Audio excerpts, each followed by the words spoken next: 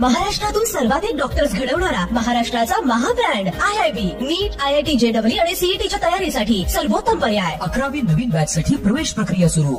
Phoenix multispeciality hospital and critical care centre, Shivajinagar, Nanded. जय भीम. मी Vijay Nilangekar. Samyak news लाईव्हच्या या विशेष बातमीपत्रामध्ये आपलं स्वागत करतो. पाहूयात आजच्या सम्यक घडामोडी. की पूर्णपणे त्यांच्या असणाऱ्या एअर डिफेन्सचा ताबा आपण घेतला होता.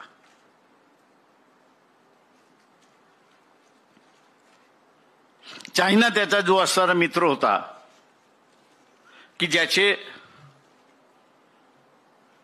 अमेरिकेशी ट्रेड वॉर चालला होता,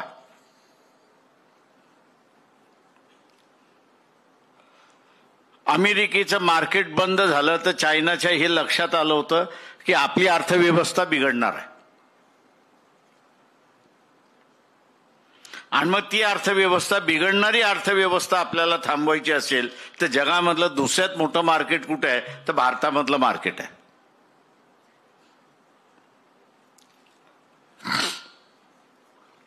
ते भारताचं मार्केट आहे. आणि म्हणून चायना असं म्हणालं की खरंच आपलं जर युद्ध झालं अमेरिकेबरोबर आणि आपण आता असताना पाकिस्तानला मदत केली तर भारतातलं मार्केट आपल्या हातातून जाईल. आणि म्हणून या लुटूपुटूच्या लढाईमध्ये सुद्धा चायनाने पाकिस्तानला मदत केली नाही. हत्यारं दिली, तो भाग वेगळा, पण मदत केली नाही.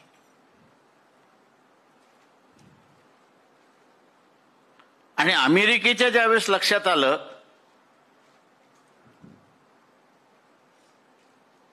की पाकिस्तान आपल्यापासून दूर गेलं होतं, आपल्यावरती चायनाचं नियंत्रण करण्यासाठी त्यावेळेस भारताकडे त्यांनी बरेच प्रयत्न केले, पण आपण त्यांना हातच धरायला संधी देत नव्हतो. त्यांना पाकिस्तान पुन्हा ताबा मिळवण्याची संधी मिळाली, अमेरिकेने तो ताबा घेतला.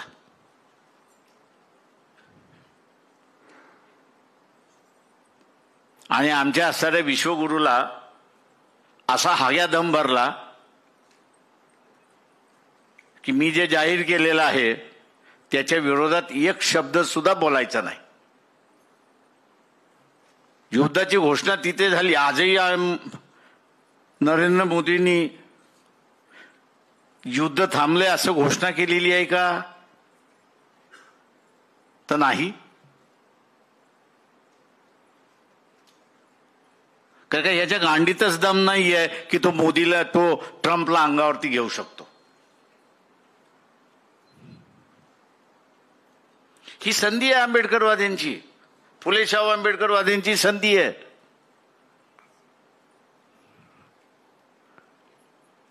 प्रचार करण्याची की तुम्ही गांडुगिरीच्या राजकारणाच्या बाजूने जाणार आहात की हिंमतवाल्यांच्या राजकारणाच्या बाजूने जाणार आहात.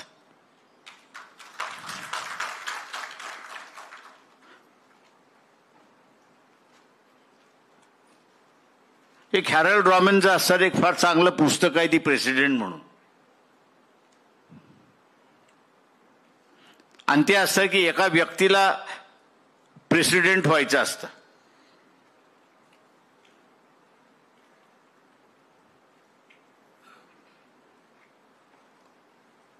आणि त्या पुस्तकामध्ये असं त्यांनी म्हटले की संधी मिळाली आणि ह्यांनी वापरले आणि तो प्रेसिडेंट झाला. ही आंबेडकरवाद्यांच्या हातामधली असणारी संधी आहे. संधी काय तर दोन संधी आहेत.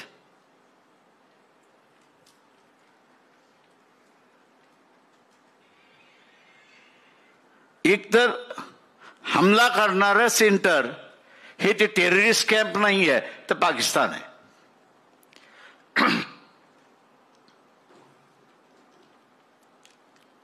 ते टेररिस्ट कॅम्प नाही आहे, ते फक्त तिथे ट्रेनिंग दिल्या जाते. हमला करणारे ते सेंटर नाहीत. हमला करणारा असणारं पाकिस्तान आहे. तुम्हाला पाकिस्तानची 5 शकलं करण्याची संधी आली होती, तुम्ही का घालवलीत? आणि ट्रम्पमुळे तुम्ही घालवलीत.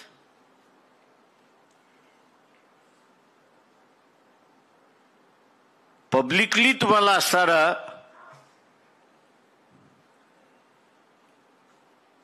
जे राष्ट्रभक्त स्वतःला म्हणतात आहेत,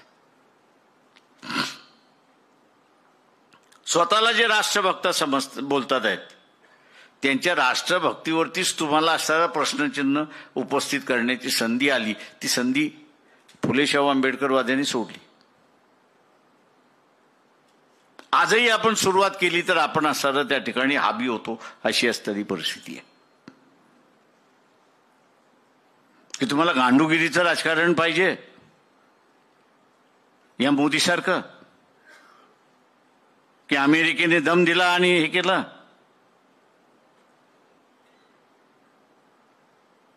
की तुम्हाला असणारा इराणच्या खोमिनी सारखं राज्य पाहिजे. नाही, मला ज्या दिवशी थांबवायचं त्या दिवशी मी थांबेन.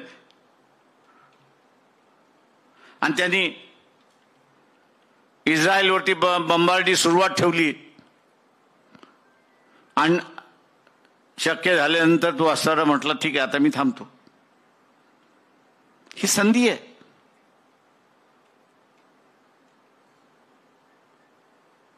हा आंबेडकरी फुले शाहू आंबेडकरी चळवळीतला जो मौनी बाबा आहे, या मौनी बाबाची असणारी जबाबदारी आहे की त्यांनी त्याचा मौनपणा सोडला पाहिजे आणि हे प्रश्न पब्लिकली विचारायला सुरुवात केले पाहिजेत की तुम्हाला असणारा गांडूगिरीचं राजकारण पाहिजे की मर्दानगीचं राजकारण पाहिजे, हिमतीचं राजकारण पाहिजे, हे सांगा. जो गांडू असेल तो गांडूगिरीच्या राजकारणाला मतदान देईल, जो हिम्मतवाला आहे तो हिम्मतवाल्याच्या राजकारणाला मतदान देईल. तुम्हाला असणारा प्रश्न उपस्थित करावे लागतील.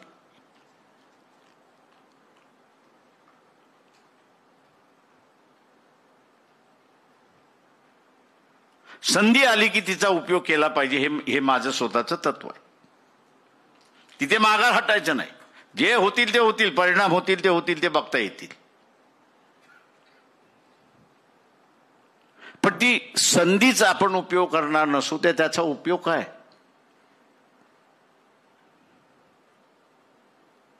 आज त्याचा परिणाम काय दिसतोय आपल्याला की नंतरच्या घडामोडीचा असणारा त्यांनी विषय घेतलाय. चांगला घेतलाय मी असं म्हणेन. घडामोडी काय दिसतात आहेत आपल्याला की एका बाजूला रशिया आपल्या बरोबर असायचा, आज रशिया आपल्या बरोबर उभा राहताना दिसत नाहीये, तर तो पाकिस्तान बरोबर उभा राहिलाय. तो पाकिस्तान बरोबर उभा राहिलाय. तो पाकिस्तानला मदत करायला तयार आहे. पाकिस्तानला का मदत करायला तयार आहे? तर पुन्हा हे गांडूगिरीचं राजकारण हे आपण लक्षात घ्या. गांडूगिरीचं राजकारण काय? तुम्ही पुतीनला ऐकून माघार घेतली नाही.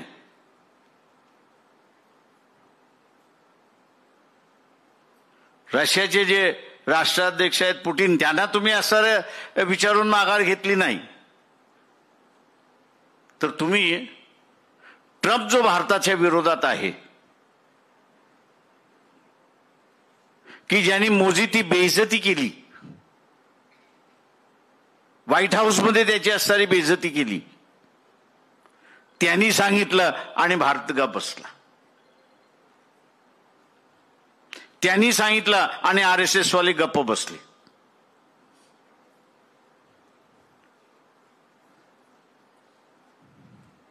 तेव्हा शंका कोणाच्याही मनामध्ये येते.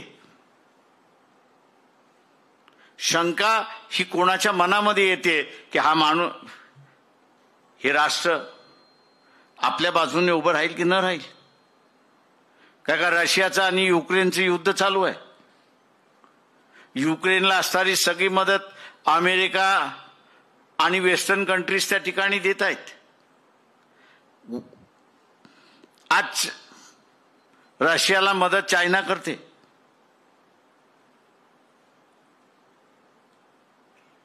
रशियाला मदत इराण करते. आपण त्यांना मदत करत होतो असं मी म्हणेन. का त्यांचं सगळं तेल हे भारत विकून देत होता त्यांना आणि युद्धाला लागणारा पैसा त्या ठिकाणी देत होता. आज शंका ही उपस्थित राहिली की रशियाचं तेल जे भारत विकून देत होता, उद्या पुन्हा ट्रम्पने सांगितलं बंद आणि ह्यांनी बंद केलं, तर आमचा असणारा लढण्याचा जो स्रोत आहे, लढण्याचा जो स्रोत आहे तो सगळाच बंद झाला. आणि हा लढण्याचा स्रोत बंद झाला तर मग मी लढायचं कसं? आणि म्हणून चायनाने रशियाला ज्यावेळेस सांगितलं की आपण असणारा आता पाकिस्तानच्या बाजूने उभं राहिलं पाहिजे, त्यावेळेस शांतपणे न काही बोलता रशिया हे पाकिस्तानच्या बाजूने उभं राहते, अशी परिस्थिती आहे. राजकारणामधला आ बैल मुझे मार असं जे म्हणतात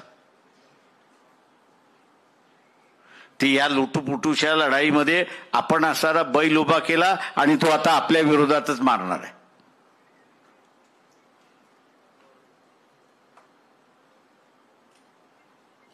नंतरची जी परिस्थिती आहे ती अत्यंत भयानक आहे.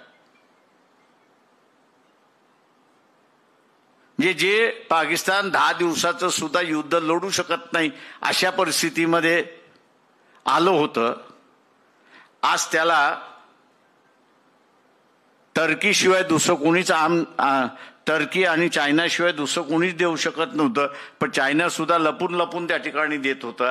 आज असणारं रशिया एका बाजूने आणि अमेरिका दुसऱ्या बाजूने खुलं त्यांना असणारं ॲम्युनेशन पुरवायला सुरुवात झाली आणि पुन्हा सुसज्ज करायला झालेलं आहे. पुन्हा सुसज्ज करायला झालेलं आहे.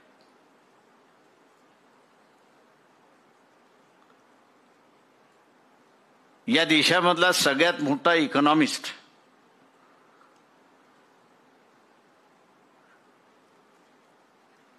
हे डॉक्टर बाबासाहेब आंबेडकर,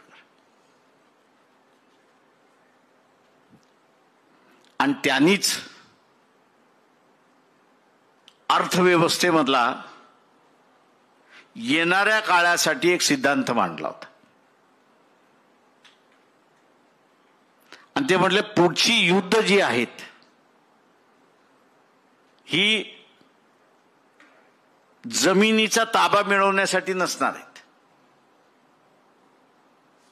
जमिनीचा ताबा मिळवण्यासाठी नसणार आहेत, तर पुढची युद्ध ही अर्थव्यवस्था ताबा घेण्यासाठी लढल्या जाणार आहेत.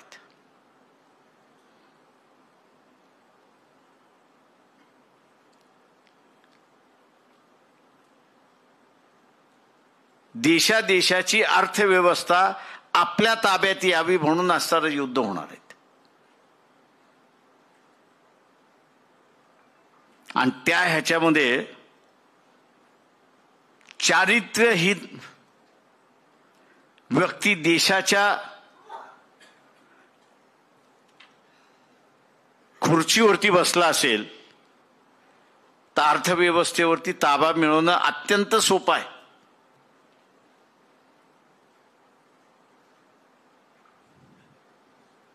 अत्यंत सोपं आहे. त्याचं चारित्र्य दाखवा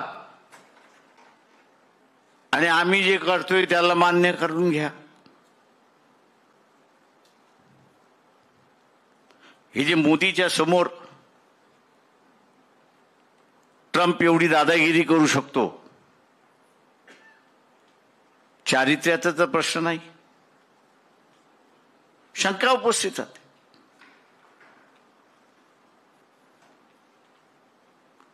की युद्ध तुम्ही जिंकायला आलेला आहात. 71ची असणारी इंदिरा गांधीचं स्टेटस हे तुम्ही मिळवू शकता. तिने बांगलादेश निर्माण केला, संधी मिळाली तिने बांगलादेश निर्माण केला.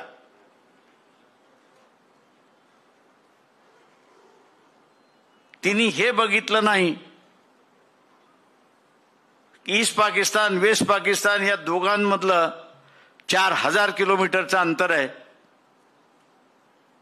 आणि या 4000 किलोमीटरच्या अंतराला एक राज्याचा भाग दुसऱ्या बाजूला आहे, त्याला नियंत्रित ठेवण्यासाठी, गव्हर्न करण्यासाठी, त्याच्यासाठी लागलेला सगळा जो इन्फ्रास्ट्रक्चर आहे तो देशावरच्या असणाऱ्या रिसोर्सेसवरती फार मोठा असणारा ड्रेन आहे, अशी जी परिस्थिती आहे ती विसरली.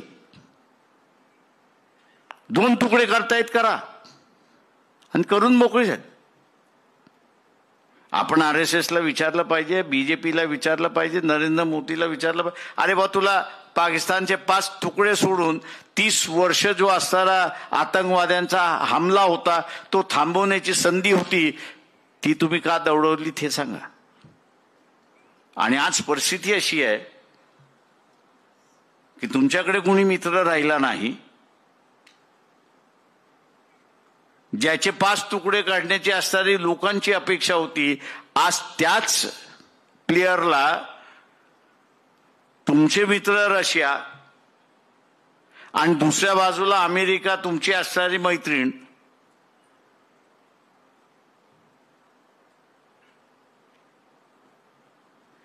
हे तुमच्या विरोधक जे पाकिस्तान आहेत त्यांना हत्यार द्यायला सुरुवात झालेली आहे, आधुनिक हत्यार.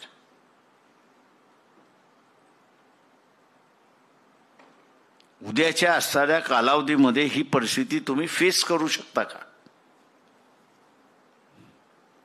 RSS वाल्यांचा प्रचार काय असायचा की इथले मुसलमान तुमच्या छाताड्यावरती बसतील आणि इथल्या मुसलमानांना तुम्हाला छाताड्यावरती बसून घ्यायचं नसेल तर सगळ्या हिंदूंनी एकत्र या. आज उलटा प्रश्न आपण विचारला पाहिजे की इथला असणारा मुसलमान हा भारतीय मुसलमान आहे, पण तुमच्या ह्या नाकारतेपणामुळे, तुमच्या ह्या गांडुगिरीच्या राजकारणामुळे ज्या पद्धतीने असणारा पाकिस्तानला हत्यारं दिल्या जात आहेत आणि उद्याच्या असणाऱ्या युद्धामध्ये आपल्याकडे हत्यारं होत नाही, आपणही दुसऱ्यांकडून विकत घेऊन लढत असतो, त्यांनी देण्याचं बंद केलं तर इथला मुसलमान छाताड्यावरती बसण्याच्या ऐवजी पाकिस्तानचा मुसलमान तुमच्या छाताड्यावरती बसणार आहे की नाही, आणि याची निर्माती कोण करणार आहे तर RSS, BJP, नरेंद्र मोदी करणारे आहेत. हा लोकांपुढे आपण प्रश्न घेऊन जाणार आहोत की नाही?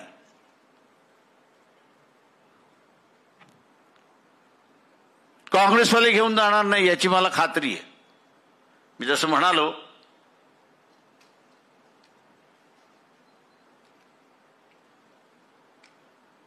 समाजवादी आणि कम्युनिस्टवाले हा कधी प्रश्न उपस्थित करणार नाही. फुले शाहू आंबेडकरवादीवाले काय करणार? तेही गप्प बसणार आहेत का? मुख गिळून बसणार आहेत का?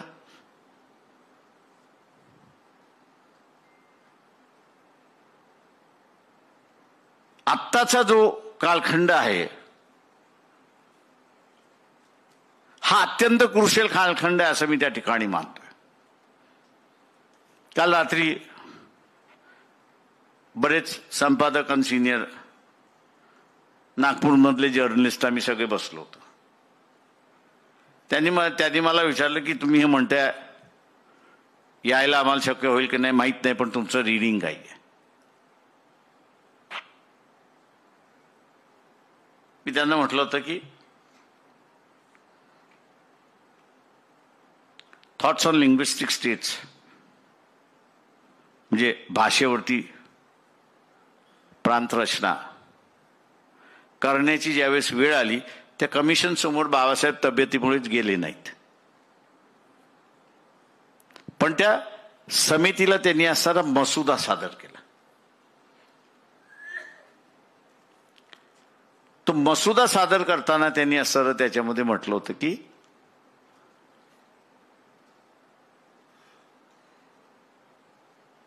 तुम्ही भारतामध्ये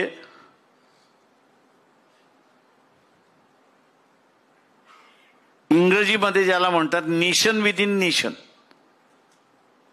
म्हणजे राष्ट्रामध्ये राष्ट्र, असं जे निर्णय करण्याचे तुमचं जे धोरण आहे काही काळ चालेल, पण हे राष्ट्रामध्ये राष्ट्र जे उभे करतायत आणि त्यांच्यामधला संघर्ष जर सुरुवात झाला त्यांच्यामधला संघर्ष आज सुरुवात झाला तर त्या संघर्षाला कंट्रोल कोण करणार, नेतृत्व कोण करणार? आणि ते म्हटले लीडरशिप ही जर स्टेट्समॅनशिप नसेल, म्हणजे मी ह्या राज्याचा आहे म्हणून ह्या राज्याची भूमिका घ्यावी आणि देशाच्या असणाऱ्या भूमिकेचा विसर पडावा त्याला, हा देश देश म्हणून राहणार नाही, वेगवेगळ्या जुन्या पद्धतीने तुकड्यांमध्ये विखुरला जाईल अशी असणारी परिस्थिती होती. आणि म्हणून त्यांनी असं एक फार चांगलं वाक्य वापरलं होतं, दाय कस्ट इंडिया, दाय शॅल नेव्हर बी युनायटेड. हे बायबलमधलं आहे.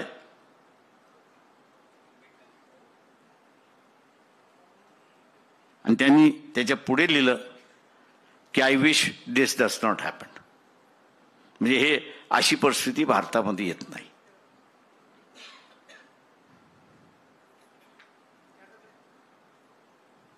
आजच्या असणाऱ्या सगळ्या ह्याच्यामध्ये बाबासाहेबांनी भाषेच्या आधारावरती एक राज्य दुसऱ्या राज्याच्या विरोधात उभं राहिलं आणि भारतामध्ये स्टेटमेंटशिप नसेल तर मग त्याची संघर्ष टाळणार कोण? यंत्रणा शिल्लक राहत नाही ते संघर्ष टाळण्यासाठी. आणि यंत्रणा जर तुमच्याकडे तो संघर्ष टाळायचा नसेल, त्या संघर्षाचा भेगा जे आहेत हे भगदाड व्हायला वेळ लागणार नाही. आणि भगदाड एकदा झालं की ते जुळवणं कठीण आहे अशी असणारी परिस्थिती आहे. आता तेच आपण केलंय. सांगता आलं पाहिजे आपल्याला की इथल्या असणाऱ्या मुसलमानांना हा आमच्या छाताड्यावरती बसेल म्हणून त्याला असणारं एक विलन करून आपण बसून झालं. त्याला विलन म्हणून आपण असणारा बसवलेला आहे. आता ह्या विलनपणातून त्याला सुटका आपण द्यायलाच तयार नाही आहोत.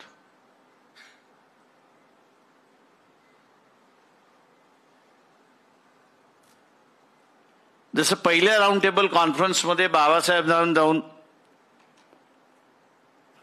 महात्मा गांधी आणि काँग्रेस यांनी बहिष्कार टाकला होता.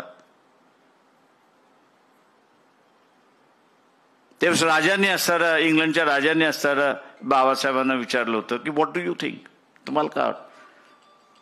ते म्हटले 4 जण आमच्या छाताड्यावरती अगोदरच बसलेले आहेत. जातीच्या स्वरूपातले 4 जण आमच्या छाताड्यावरती अगोदरच बसलेले आहेत. तुमचं राज्य हे 5वं आहेत की जे आमच्या छाताड्यावरती बसलेले आहेत. किंवा तुम्ही आम्हाला जर स्वातंत्र्य मिळालं तर आमच्या छाताड्यावरचा 1 माणूस कमी होईल, म्हणजे आम्हाला 4 जणांशी लढायला मोकळं होता येतं. 4 जणांशी मग आम्ही लढायला मोकळे आहोत. आज तुम्ही 5वे जे आमच्या छाताड्यावरती बसलेले आहात त्याच्यावर 5 जणांची गठ्ठी झालेली आहे आणि आम्ही लढू शकत नाही अशी परिस्थिती आहे.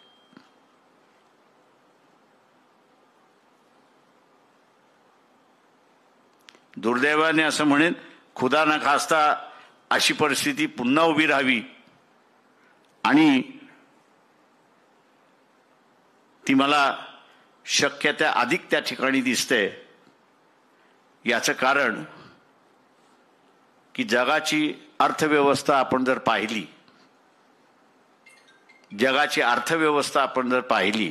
तर ही जगाची अर्थव्यवस्था हळूहळू कोलमडत चाललेली आहे. आणि ती कोलमडत चालली आहे याचं कारण ज्याला इंग्रजीमध्ये डेमोग्राफी आपण म्हणतो तिच्यामधला फार मोठा बदल व्हायला लागला.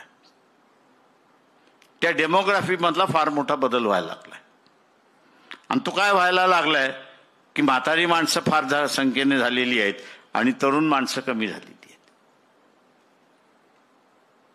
तरुण माणसं कमी झालेली आहेत जगभर आणि म्हाताऱ्यांची संख्या वाढलेली आहे. आता म्हाताऱ्यांचा वर्ग हा इंग्रजीमध्ये ज्याला बाईंग क्लास म्हणजे विकत घेणारा वर्ग हा नाही, का त्याच्या सगळ्या गरजा पुरून झालेल्या आहेत. इंग्रजी भाषेमध्ये सांगायचं झालं तर तो रिप्लेसमेंटचा क्लास झालेला आहे. आर्थिक दृष्टिकोनातून तो रिप्लेसमेंट म्हणजे घरात फ्रीज आहे, एकदमच खराब झालं तर बदला, नाही तर स्क्रू लावा आणि चालू द्या. त्याच्यामुळे तो विकत घेणारा वर्ग नाहीये. नवीन वर्ग जन्मालाच आला नाही म्हणून त्याचा संसार सुरुवात झाला नाही, आणि त्याचा संसार सुरुवात झाला नाही म्हणून तो कन्झ्युमर आयटम मधला बायर क्लासच झाला नाही. त्याच्यामुळे अर्थव्यवस्थेमधला ज्याला आपल्याला म्हणता येईल की रिसेशनचा वर्ग, रिसेशनची कालखंड हा सुरुवात झाला. रिसेशनचा असणारा कालखंड सुरुवात झालाय, पण ती भारताची परिस्थिती नाही. काय येत्या अजून 30 वर्ष भारताची लोकसंख्या वाढत जाणार आहे. आणि म्हणून मनप्रीत सिंगने एकदा जे म्हणालं होतं की आमच्याकडे 25 कोटीचा मिडल क्लास आहे, आज तो 40 कोटीचा मिडल क्लास झालाय. एवढं मोठं मार्केट जगामध्ये कुठेच नाहीये. एवढं मोठं मार्केट जगामध्ये कुठेच नाहीये.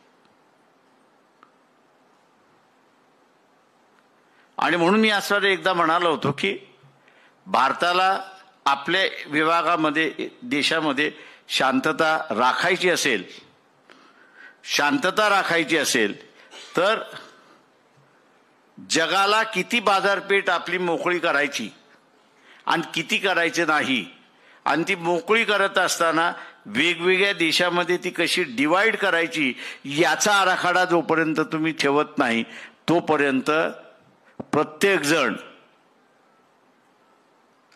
हाऊत केल्यानंतर पोहायला येतो. तशा रीतीने हा कन्झ्युमर क्लास आहे तो आपल्याकडे आला पाहिजे, तो आपल्याला मिळाला पाहिजे, या दृष्टिकोनातून त्याचे प्रयत्न राहणार. आणि तिथेच मी असं म्हणतोय की जी ट्रम्पनी जी आता असताना संधी घेतली, पाकिस्तानला चायना मदत करत नाही हे लक्षात आल्यानंतर अमेरिकेने जे असताना पाकिस्तानला पुन्हा कवटाळलं आणि मोदीला दम देऊन सांगितलं की बंद कर, मी इकडनं अनाऊन्स करतोय की इथला असताना सीज फायर झालेला आहे, तोंड उघडलंस तो तुझं चारित्र्य बाहेर काढल्याशिवाय राहणार नाही, ही जी धमकी दिली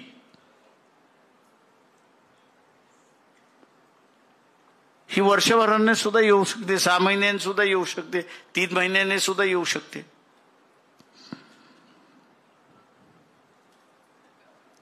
आणि आता त्याची गरज मोठी पडलेली आहे. आणि म्हणून मी म्हणालो की आत्ताच्या कालावधीमधलं वाईट शब्द आहे, मला माहिती आहे गांडू हा वाईट शब्द आहे, नामदेव ढसाळांच्या भाषेमध्ये हा चांगला शब्द आहे.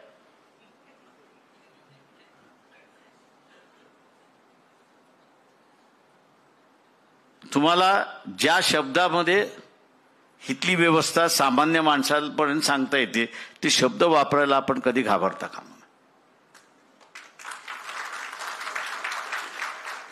तुम्हाला सरळ लोकांना विचारलं पाहिजे की तुम्ही गांडूगिरीच्या राज्याने गेला, राजकारणाने गेलात तर आज नुसता हितला मुसलमान नाही तर पाकिस्तानमधला मुसलमान तुमच्या छाताड्यावरती बसणार आहे का त्याला मदत करणारं अमेरिका आहे, त्याला मदत करणारा इंग्लंड आहे, त्याला मदत करणारा आता फ्रान्स आलेला आहे, त्याला मदत करणारा रशिया आहे आणि चायना होताच. तुम्ही या सगळ्यांशी एका वेळेस लढू शकता का?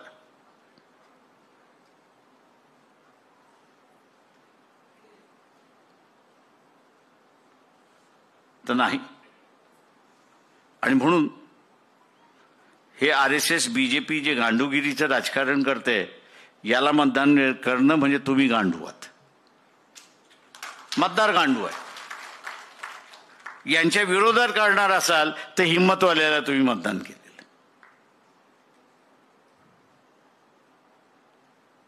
राजकारणामध्ये मी नेहमी मानत असतो, बाप तरी दाखव, तो दाखवता येत नसेल तर श्राद्ध घालून मोकळा होऊन जा. की मेलाय म्हणून असणार जर तरचं राजकारण नसतं,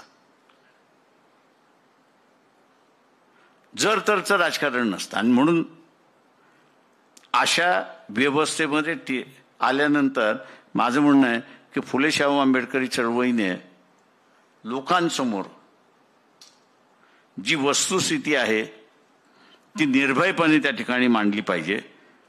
लोकांना काय वाटते ते वाटू द्या ना. मी लोकसत्तेमध्ये, हा शब्द माझा नाही आहे,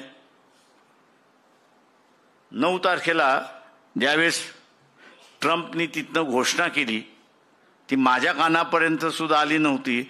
पण बॉर्डरवरती एक सोल्जर जो होता, त्याचं नाव सांगत नाही, कुठे होता तो नाही सांगत, त्याचा मला फोन आला आणि मला म्हटलं, ये गांडूगिरी का राजकारण बंद कर दो ना. मी चक्रावलो, म्हटलं हा न कधी शिवाय देणारा, अमुक देणारा. म्हटलं झालं काय, आपने टीवी नहीं सुना क्या? मतलब नहीं. ट्रंप ने सीज फायर डिक्लेयर कर दिया. साले हम जीतने वाले थे, तुम तो सीज फायर डिक्लेयर उसने किया और अपना ये गांडू प्राइम मिनिस्टर चुपचाप बैठा है. ये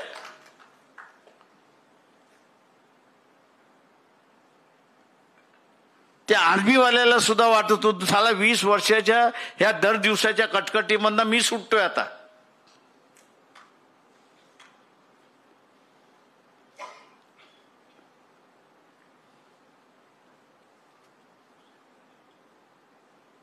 सामान्य जनतेमधला त्या सोल्जरच्या निमित्ताने आलेला फोन,